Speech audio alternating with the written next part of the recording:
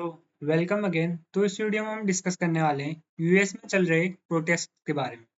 तो रिसेंटली आप सब लोगों ने न्यूज़ में सुना ही होगा कि जो यूएस है उसमें ट्रम्प के खिलाफ या जो वहाँ के प्रेसिडेंट है यूएस के डोनाल्ड ट्रम्प, उनके खिलाफ काफ़ी ज़्यादा प्रोटेस्ट हो रहे हैं और इसमें काफ़ी ज़्यादा लोग बढ़ चढ़ के हिस्सा ले रहे हैं।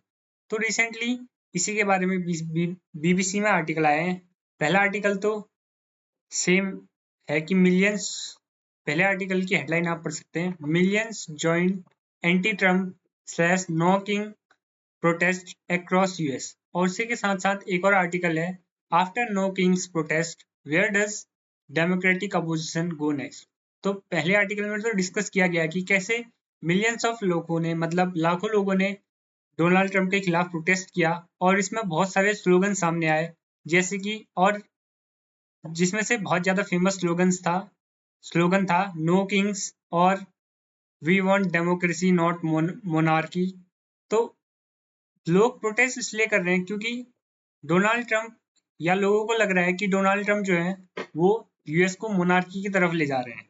जैसा कि आप सब लोगों को पता होगा, जो डोनाल्ड ट्रंप है वो यूएस में जितने भी इलीगल इमिग्रेंट्स हैं उनको वापस भेज रहे हैं, जिसकी वजह से यूएस में बहुत ज्यादा प्रोटेस्ट हो रहे थे कि क्यों इन लोगों को वापस भेजा जा रहा है इमिग्रेंट्स को करके। तो उन प्रोटेस्ट को शांत करने के लिए, उनको प्रोटेस्ट को ना होने देने के लिए, जो डोनाल्ड ट्रंप थे उन्होंने नेशनल गार्ड को स्टेट्स में भेज दिया था। जैसे कि यूएस में बहुत सारी स्टेट से मिलकर यूएस बना है, तो स्टेट में उनकी स्टेट पुलिस होती है, बट स्टेट पुलिस प्रोटेस्टर्स को रोक नहीं रही थी।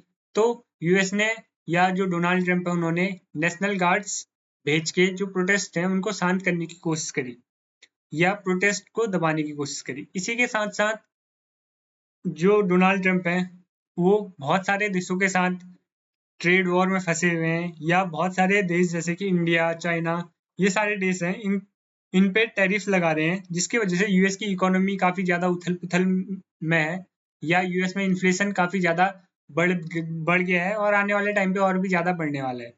इसी के साथ साथ जो जियो पॉलिटिक्स है, जो अदर कंट्रीज से रिलेशन है डोनाल्ड ट्रंप के आने के बाद, ये भी बहुत ज्यादा अच्छे नहीं चल रहे हैं। जो फ्रेंडली कंट्रीज थी, इनके साथ यूएस ने काफी ज्यादा रिलेशन खराब कर दिए हैं। इसी के साथ साथ जो वॉर चल रही है, इसके खिलाफ भी लोग प्रोटेस्ट कर रहे हैं, क्योंकि आपको पता होगा रिसेंटली जो यूक्रेन वॉर चल रही है उसके वहां भी, और इसी के साथ साथ जो इसराइल में वॉर चल रही है इसके खिलाफ भी बहुत सारे प्रोटेस्ट यूएस में हो रहे हैं कि यूएस किस साइड, कौन से साइड है, यूएस यूक्रेन को ज्यादा सपोर्ट क्यों नहीं कर रहा है या इसराइल को ज्यादा सपोर्ट क्यों कर रहा है। तो इन सब कारणों से यूएस में प्रोटेस्ट हो रहे हैं, जिसमें लाखों लोगों ने पार्टिसिपेट किया। और जो न्यूयॉर्क सिटी है उसमें, न्यूयॉर्क सिटी में सबसे ज्यादा लोगों ने बढ़ चढ़कर भागीदारी ली। उसमें जो स्ट्रीट्स थी उनको ब्लॉक कर दिया गया। जो वहाँ का टाइम्स स्क्वायर करके एक जगह है, उसको पूरा घेर लिया गया है, उसमें बहुत ही सारे लोग दिखे।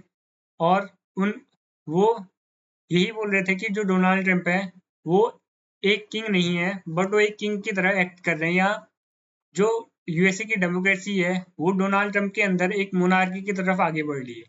इसी पे रिएक्शन करते हुए, या इन्हीं प्रोटेस्ट पे रिएक्शन देते हुए, जो डोनाल्ड ट्रंप है उन्होंने अपने पोस्ट किया था, अपने सोशल मीडिया पे पोस्ट किया था कि एक एनिमेटेड वीडियो थी जिसमें डोनाल्ड ट्रंप खुद को किंग बोल रहे थे कि हाँ, yes I am a king. और जो कूप था वो यूएस के जो सिटीजन्स थे उनके ऊपर गिरा रहे थे एरोप्लेन से। तो ये एक बहुत ही ज्यादा सार्केस्टिक वीडियो थी, या सार्केस्टिक जवाब था इन प्रोटेस्ट का डोनाल्ड ट्रंप की वजह से।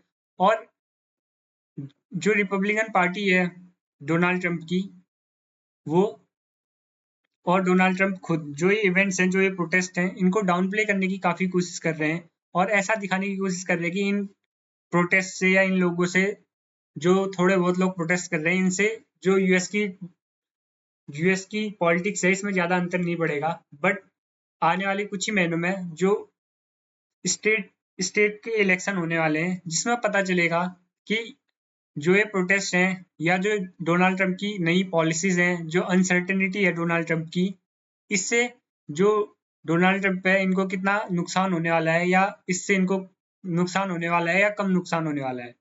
इसी के साथ साथ जो अपोजिशन पार्टी है वो, जो ये स्ट्रीट्स में लोग प्रोटेस्ट कर रहे हैं, इनको अपने फेवर में नहीं ले पा रही है।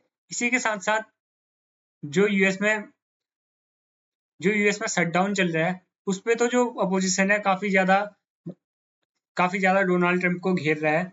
और ऐसा बोल सकते हैं कि जो अपोजिशन है वो जो यूएस शटडाउन वाला टर्म है इस पे काफी एक्टिवली पार्टिसिपेट कर रहा है। बट जो लीगल इमिग्रेंट्स हैं, जो वॉर सिचुएशंस हैं, जो टैरिफ प्लान्स हैं, इन पे जो अपोजिशन है वो अच्छे से काम नहीं कर पा रहा है।